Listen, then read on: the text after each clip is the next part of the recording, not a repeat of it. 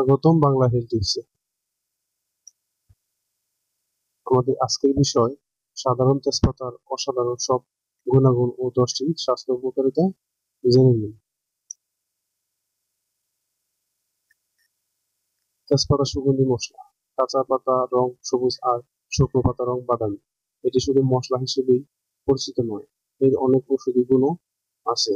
সাধারণত রান্নায় স্বাদ ও সুগন্ধ আনতে তেজপাতা ব্যবহার করা হয় বলে আমরা জানি, কিন্তু তেজপাতা শুধু রান্নাতেই জাদু আনে না, শরীরের নানা রোগ সারিয়ে তুলতে তেজপাতার গুণাগুণ যে অসাধারণ তা হয়তো অনেকেরই অজানা।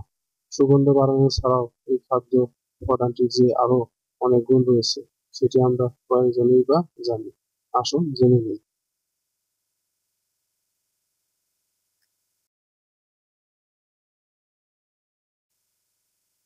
অনেক সময় অনেকেই ঘন ঘন পানি তেষ্টা পায়। সেক্ষেত্রে 1 লিটার পানিতে তেজপাতা সেদ্ধ করে ছেঁকে নিয়ে 2 থেকে 3 বার খান। দেখবেন বারবার তেষ্টা পাচ্ছে না। 2. হালকা গঠনের মানুষের জন্য তেজপাতা খুব উপকারী। চেহারা ফিরিয়ে আনতে তেজপাতা কুচিয়ে থেতু করে 2 কাপ গরম পানিতে 10 থেকে 12 ঘন্টা ভিজিয়ে রেখে এরপর ছেঁকে নিয়ে 2 বার করে 2 সপ্তাহ খেলে শরীরে জোর আসে, লাবণ্য ফিরে আসে।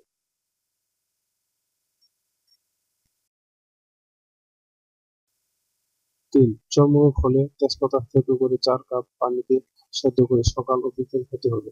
4 থেকে 5 সপ্তাহ খেলেই দাউদ, হাজা, চুলকানি সেরে যাবে। এছাড়া ওই পানি তুলা ভিজিয়ে দাউদের জায়গা মুছে দিলেও কাজ হয়। 4. অনেক সময় প্রস্রাবের রং লালচে হয়, সেক্ষেত্রে তেজপাতা 2 থেকে 3 কাপ গরম পানিতে 2 ঘন্টা ভিজিয়ে এরপর সেঁকে 2 থেকে 3 ঘন্টা অন্তর অন্তর পান করলে প্রস্রাবের রং সাদা হয়ে যাবে।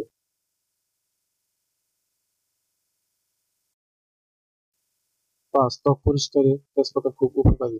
তেজপাতাকে চন্দনের মতো বেটে গোসলের আগে গায়ে রেখে ঘন্টাখানেক রাখুন, এরপর গোসল করে নিন, দেখবেন ময়লা উঠে গেছে।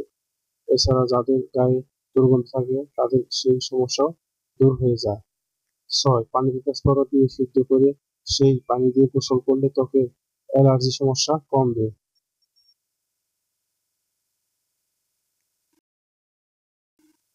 7. ফোড়া হলে যদি খুব যন্ত্রণা হয়, শক্ত হয়ে যায়, তবে এই অবস্থায় তেজপাতা বেটে 2 থেকে 3 বার প্রলেপ দিলে যন্ত্রণা কমে যাবে। আর যাদের অতিরিক্ত ঘাম হয়, তার প্রতিদিন 1 বার করে তেজপাতা বাটা মেখে 8 ঘন্টা থাকার পর গোসল করে নিলে বেশি ঘাম হওয়া কমে যাবে। এভাবে 7 দিন করতে হবে।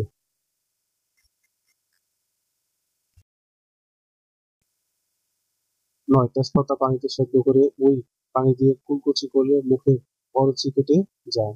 10. সর্দিতে গলা বসে যায় অনেকেরই, সেই সময় জোরে জোরে কথা বললে বা চিৎকার করলে গলা ভেঙে যায়। এই সমস্যা থেকে রেহাই পেতে তেজপাতা থেঁতো করে 3 থেকে 4 বার একটু করে খেলেই হবে।